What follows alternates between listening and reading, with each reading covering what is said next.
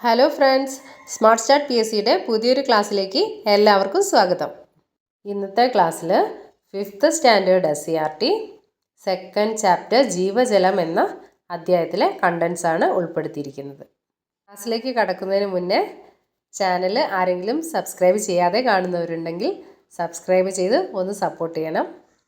പിന്നെ video ഇഷ്ടമാകുന്നുണ്ടെങ്കിൽ like ചെയ്യാനും share ചെയ്യാനും മറക്കരുതേ. അപ്പോൾ നമുക്ക് ചാപ്റ്ററിൽ കിടക്കാം. സെക്കൻഡ് ചാപ്റ്ററാണ് ജീവജലം. ഇതിൽ ഫസ്റ്റ് തന്നെ ഒരു പോയിന്റ് വരുന്നുണ്ട്, ശുദ്ധജലത്തിന് നിറമോ മണമോ രുചിയോ ഇല്ല. സ്റ്റേറ്റ്മെൻറ്റിലൊക്കെ വരാൻ പറ്റിയൊരു പോയിന്റാണ്, ശുദ്ധജലത്തിന് നിറമോ മണമോ രുചിയോ ഇല്ല. അടുത്തത് ജലത്തിൻ്റെ സവിശേഷതകൾ നോക്കാം. ജലത്തിൻ്റെ സവിശേഷതകൾ: വസ്തുക്കളെ ലയിപ്പിക്കുന്നു, ജലം ഒഴുകുന്നു, താപം വഹിക്കാൻ കഴിയുന്നു, ജലത്തിന് നിശ്ചിത ആകൃതിയില്ല, ഉൾക്കൊള്ളുന്ന പാത്രത്തിൻ്റെ ആകൃതി സ്വീകരിക്കുന്നു, ഖരം, ദ്രാവകം, വാതകം എന്നീ അവസ്ഥകളിൽ സ്ഥിതി ചെയ്യുന്നു. ജലത്തിൻ്റെ സവിശേഷതകൾ ഒന്നുകൂടെ നോക്കാം. വസ്തുക്കളെ ലയിപ്പിക്കുന്നു, ഒഴുകുന്നു, താപം വഹിക്കാൻ കഴിയുന്നു, നിശ്ചിത ആകൃതിയില്ല, ഉൾക്കൊള്ളുന്ന പാത്രത്തിൻ്റെ ആകൃതി സ്വീകരിക്കുന്നു, ഖരം, ദ്രാവകം, വാതകം എന്നീ അവസ്ഥകളിൽ സ്ഥിതി ചെയ്യുന്നു. അടുത്ത ജലത്തിൽ ലയിക്കുന്നവ, ജലത്തിൽ ലയിക്കാത്തവ.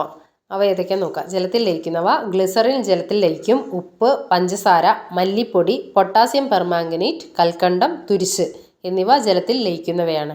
ജലത്തിൽ ലയിക്കാത്തവ: മണൽ, മണ്ണെണ്ണ, മുളക് പൊടി, വെളിച്ചെണ്ണ, കല്ല് എന്നിവ ജലത്തിൽ ലയിക്കാത്തവയാണ്. അടുത്തത് ലീനം, ലായകം, ലായനി എന്നിവയെ പറ്റി നോക്കാം. ലയിക്കുന്ന വസ്തുവിനെ ലീനം എന്നും പറയുന്നു. ലയിക്കുന്ന വസ്തു എന്താണോ ലയിക്കുന്നത് അത് ലീനമാണ്. എന്തിലാണോ ലയിക്കുന്നത് അതിനെ ലായകം എന്ന് പറയുന്നു. ലയിക്കുന്ന വസ്തു ലീനം, എന്തിലാണോ ലയിക്കുന്നത് അത് ലായകം. ലീനം ലായകത്തിൽ ലയിച്ചുണ്ടാകുന്നതാണ് ലായനി. ലീനം ലായകത്തിൽ ലയിച്ചുണ്ടാകുന്നതാണ് ലായനി. എക്സാമ്പിൾ കൊടുത്തിട്ടുണ്ട്. പഞ്ചസാര ലായനിയിൽ പഞ്ചസാര ലീനവും വെള്ളം ലായകവുമാണ്. ലായനി, ലീനം, ലായകം എന്നിവയ്ക്ക് കുറച്ച് എക്സാമ്പിൾ കൊടുത്തിട്ടുണ്ട്, അത് നോക്കാം. പഞ്ചസാര വെള്ളത്തിൽ, ലീനം പഞ്ചസാര, ലായകം ജലം. ഉപ്പ് വെള്ളത്തിൽ, ലീനം ഉപ്പ്, ലായകം ജലം. സോഡ വെള്ളത്തിൽ, ലീനം കാർബൺ ഡൈ ഓക്സൈഡ്, ലായകം ജലം. പൊട്ടാസ്യം പെർമാംഗനേറ്റ്, ലീനം പൊട്ടാസ്യം പെർമാംഗനേറ്റ്, ലായകം ജലം. തുരിശ് ലായനി, കോപ്പർ സൾഫേറ്റ് ലീനം, ലായകം ജലം. കൂടുതൽ വസ്തുക്കളെ ലയിപ്പിക്കുന്ന ഒരു ലായകമാണ് ജലം. അതുകൊണ്ട് ജലത്തെ സാർവിക ലായകം എന്ന് പറയുന്നു. അതേപോലെ ജലം വിതാനം പാലിക്കുന്നു. പിന്നെ ഒരു പോയിന്റ് വരുന്നത്, ജലത്തിൽ ഏറ്റവും കൂടുതൽ ലയിക്കുന്ന വാതകം അമോണിയാണ് കേട്ടോ. ജലത്തിൽ ഏറ്റവും കൂടുതൽ ലയിക്കുന്ന വാതകം അമോണിയ, അത് PYQ ആണ്. അതേപോലെ ജലത്തേക്കാൾ സാന്ദ്രത കുറഞ്ഞ എന്ത് വസ്തുവാണെങ്കിൽ ജലത്തിൽ പൊങ്ങിക്കിടക്കും. ജലത്തേക്കാൾ സാന്ദ്രത കുറഞ്ഞവ ജലത്തിൽ പൊങ്ങിക്കിടക്കും.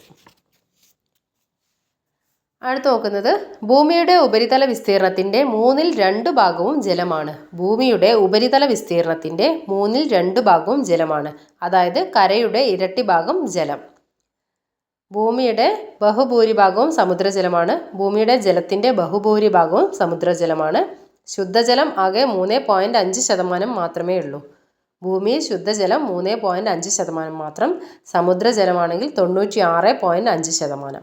സമുദ്രജലം 96.5%, ശുദ്ധജലമാണെങ്കിൽ 3.5%. ഭൂമിയുടെ ഉപരിതല വിസ്തീർണത്തിൻ്റെ 2/3 ഭാഗവും ജലമാണ്. ശുദ്ധജലത്തിൻ്റെ ശതമാനം 3.5%, സമുദ്രജലം 96.5%. അടുത്ത് നോക്കാം, മഴയുണ്ടാകുന്നത് എങ്ങനെ. ജലാശയങ്ങളിലെയും സസ്യങ്ങളിലെയും ജലം സൂര്യൻ്റെ ചൂടേറ്റ് നീരാവിയായി അന്തരീക്ഷത്തിലെത്തുന്നു. നീരാവി തണുത്ത് മേഘമായും മേഘം തണുത്ത് മഴയായും മാറുന്നു. ഇത് നമ്മൾ കുഞ്ഞു ക്ലാസ്സിലേ പഠിക്കുന്നതാണ്, അറിയാലോ. ജലാശയത്തിലെയും സസ്യങ്ങളിലെയും ജലം സൂര്യൻ്റെ ചൂടേറ്റ് നീരാവിയായി അന്തരീക്ഷത്തിലെത്തുന്നു. നീരാവി തണുത്ത് മേഘമായും മേഘം തണുത്ത് മഴയായും മാറുന്നു. ബാഷ്പീകരണവും സാന്ദ്രീകരണവും നോക്കാം. ദ്രാവകങ്ങൾ ചൂടേറ്റ് ബാഷ്പമായി മാറുന്ന പ്രക്രിയയാണ് ബാഷ്പീകരണം. ദ്രാവകങ്ങൾ ചൂടേറ്റ് ബാഷ്പമായി മാറുന്ന പ്രക്രിയ ബാഷ്പീകരണം. വാതകങ്ങൾ തണുക്കുമ്പോൾ ദ്രാവകമായി മാറുന്നതിനെ സാന്ദ്രീകരണം എന്നും പറയുന്നു. വാതകങ്ങൾ തണുക്കുമ്പോൾ ദ്രാവകമായി മാറുന്നതിനെ സാന്ദ്രീകരണം എന്ന് പറയുന്നു. വെള്ളം നീരാവിയായി മാറുന്നത് ബാഷ്പീകരണത്തിനും നീരാവി വെള്ളമായി മാറുന്നത് സാന്ദ്രീകരണത്തിനും ഉദാഹരണമാണ്. അടുത്ത ജലസംരക്ഷണ മാർഗങ്ങൾ. മഴക്കുഴി, കയ്യാല, തട്ടുകളാക്കിയ ചെരിഞ്ഞ ഭൂമി, തടമെടുക്കൽ, മഴവെള്ള സംഭരണി, മഴവെള്ളം കിണറിലേക്ക്, സിൽപോളിൻ, ജലസംഭരണി. ഇതൊക്കെയാണ് ജലസംരക്ഷണ മാർഗങ്ങൾ. അടുത്ത് മഴക്കാല കെടുതികളെക്കുറിച്ചുള്ള കുറച്ച് പോയിന്റ്സാണ് പറയുന്നത്. വായിച്ച് ഒന്ന് കേട്ടിരുന്നാൽ മാത്രം മതി. വെള്ളപ്പൊക്കം, ഉരുൾപൊട്ടൽ, മരങ്ങൾ കടപുഴകി വീഴൽ, കടൽക്ഷോഭം, കൃഷിനാശം, മണ്ണൊലിപ്പ്, മണ്ണിടിച്ചിൽ, വീടുകൾ കെട്ടിടങ്ങൾ തകരൽ, മഴക്കാല രോഗങ്ങൾ. പ്രകൃതി ദുരന്തങ്ങൾ. പ്രകൃതി ദുരന്തങ്ങളെ പറ്റി പറയുന്നത് വെള്ളപ്പൊക്കം, മണ്ണിടിച്ചിൽ, ഉരുൾപൊട്ടൽ, മുങ്ങിമരണം, കടലാക്രമണം. ഇതൊക്കെയാണ് പ്രകൃതി ദുരന്തങ്ങൾ. ചെങ്കുത്തായ പ്രദേശങ്ങളിലെ അശാസ്ത്രീയമായ നിർമ്മാണ പ്രവർത്തനങ്ങൾ, വൻതോതിൽ മണ്ണിളക്കിയുള്ള കൃഷിരീതികൾ, കുന്നിടിക്കൽ, വനനശീകരണം എന്നിവയെല്ലാം ഉരുൾപൊട്ടലിന് കാരണമാണ്. ഉരുൾപൊട്ടലിന് കാരണം ചെങ്കുത്തായ പ്രദേശങ്ങളിലെ അശാസ്ത്രീയമായ നിർമ്മാണ പ്രവർത്തനങ്ങൾ. ചെങ്കുത്തായ പ്രദേശങ്ങളിലെ അശാസ്ത്രീയമായ നിർമ്മാണ പ്രവർത്തനങ്ങൾ, വൻതോതിൽ മണ്ണിളക്കിയുള്ള കൃഷിരീതികൾ, കുന്നിടിക്കൽ, വനനശീകരണം എന്നിവയെല്ലാം ഉരുൾപൊട്ടലിന് കാരണമാണ്. അടുത്തൊരു പോയിന്റ് പറയുന്നത് മനുഷ്യ സൃഷ്ടി അല്ലെങ്കിലും കടൽക്ഷോഭം വലിയ നാശനഷ്ടങ്ങൾ വരുത്താറുണ്ട്.